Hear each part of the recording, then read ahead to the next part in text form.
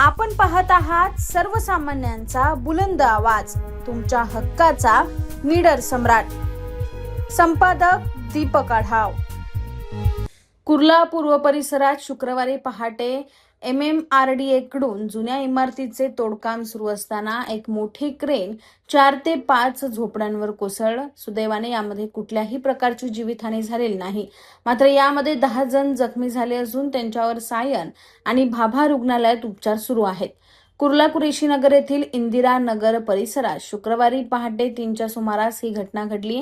या परिसरात MMRDA ची एक जुनी इमारत आहे. ही इमारत जमीनदोस्त करण्यासाठी शुक्रवारी MMRDA कडून या ठिकाणी तोडक कारवाई सुरू होती. मात्र इमारतीच्या वरचा भाग JCB मशीन मार्फतच तोडला जाणार असल्याने या ठिकाणी एक JCB मागवण्यात आला. या JCBला इमारतीच्या वर घेऊन जाण्यासाठी एक मोठे क्रेन देखील आणण्यात आले. रात्री 12 वाजल्यापासून या ठिकाणी JCB इमारतीवर घेऊन जाण्यासाठी प्रयत्न सुरू होते.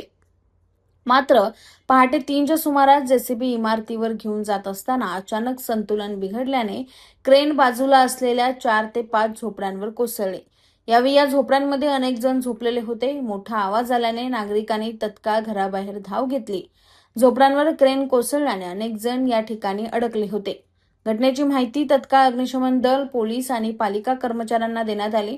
त्यांनी घटनास्थळी धाव घेत जखमींना बाहेर काढत सायन आणि कुर्ला येथील भाभा रुग्णालयात दाखल केलं आहे. राजू गौंड, आरती गौंड, जगरुल्ला खान, अहमद नियाज, अतिकुमार रहमान, नुमान खान, हुकुम शेख, रहमान खान, सूरज गौरी आणि अकबर अशी या जखमींची नावे असून सुदैवाने यामध्ये कोणालाही गंभीर दुखापत झालेली नाही.